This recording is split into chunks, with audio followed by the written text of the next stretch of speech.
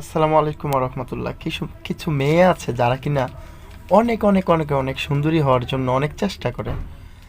যেন সুন্দরী হওয়ার জন্য আপনার বাজারে যত ধরনের মানহীন ক্রিম আছে সেগুলো মুখে মাখে সুন্দর হওয়ার জন্য। আসলে তার স্বামী কিন্তু বলে না। কিছু কিছু মেয়ে আছে যার স্বামী কিনা সুন্দর হওয়ার জন্য কিন্তু স্ত্রীকে বলে না। তাকে বলে যে তোমার যেই রকম আছো তুমি সেরকমই আমার খুবই ভাল লাগে। তারপরও তাকে পাত্তা দেয় না স্বামী, মানে স্ত্রী। পাত্তা না দিয়ে কি করে নানান ধরনের ক্রিম না মুখে দিয়া পরে চেহারা চড়া জ্বালায় লায়।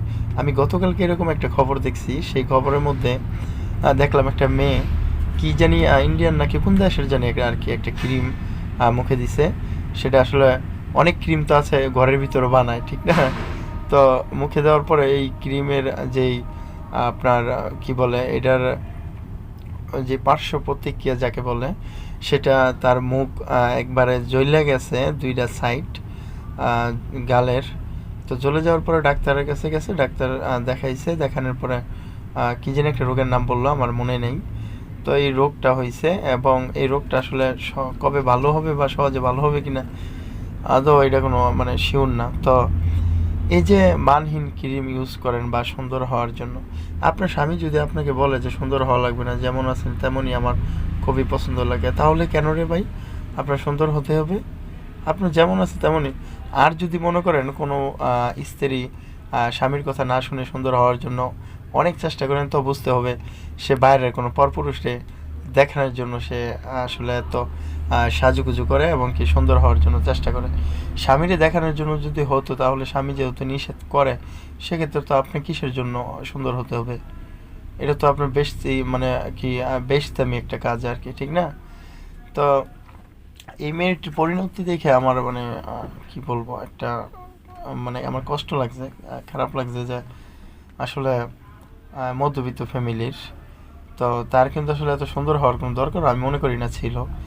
আর তার যে একটা বয়সের একটা দেখছি, মানুষের কিন্তু আপনি যতই সুন্দর হন, যতই আপনার বডি ফিটনেসটা ঠিক রাখেন, আপনি দেখবেন আপনার বয়স যখন হবে অটোমেটিকলি মানুষ 1 কিলোমিটার দূর থেকেই আপনার বয়সকে একটা নির্ণয় করতে পারবে যে তার বয়সটা এতটুকু হতে পারে। তো আল্লাহ তাআলার দেওয়া যে বয়স, আপনি এটা ঠিক আছে প্রাকৃতিকভাবে নানান কিছু খেয়ে, ভালো কিছু খেয়ে, ভালো ফল খেয়ে, ভালো ক্রিম মেখে সুন্দর হতে পারেন, ভালো ফল খেয়ে আপনার বডি ফিটনেসকে সুন্দর রাখতে পারেন। কিন্তু তাই বলে আপনি বিভিন্ন ধরনের কিছু মানুষের মোটা হওয়ার জন্য কিন্তু বিভিন্ন ধরনের এগুলা ইউজ করে। তো আমি বলবো যারা এগুলা করেন আসলে যদি আপনার স্বামী নিষেধ করে সেক্ষেত্রে করবেন না। আর যদি আপনার স্বামী পারমিশন দেয় সেক্ষেত্রে যদি খুব ভালো মানের কোনো ক্রিম পান, হোক তার একটু দাম বেশি, তবুও যদি ভালো মানের কোনো ক্রিম পান সেক্ষেত্রে ইউজ করতে পারেন। কিন্তু তবুও আল্লাহ তাআলার দেওয়া যেই চেহারা, এটাই আলহামদুলিল্লাহ। কিন্তু অনেক সময় হয় আমাদের চেহারার উপরে কাজে কর্মে থেকে ময়লা আবর্জনায় চেহারা একটু নষ্ট হয়, সেটা একটু পরিষ্কার রাখতে হয়। তো সেক্ষেত্রে আপনি ইউজ করতে পারেন কিন্তু ভালোটা। তো এই যে আজকে এই মেয়েটার কিন্তু একটা পরিণতি, চেহারার দিকে এখন আর তাকানোই যাচ্ছে না। তো আমি বোনদেরকে বলবো, যদি বোনরা আমার এই ভিডিও দেখেন, অনুরোধ করেই বলবো, চেহারা যেমন আছে আলহামদুলিল্লাহ। আপনাকে যদি আপনি অনবিবাহিত হন সেক্ষেত্রেও আপনাকে যেরকম আল্লাহ চেহারা দিছে, যদি আপনার ভাগ্যে থাকে তাহলে দেখবেন আপনার জীবন সঙ্গিনী খুবই ভালো মানের হবে। আসলে চেহারা দিয়ে সব কিছু হয় না, সব থেকে প্রাধান্য দিতে হবে তার ভালো দিকগুলা, সেটা হচ্ছে তাকওয়া, প্রাধান্য দিবেন।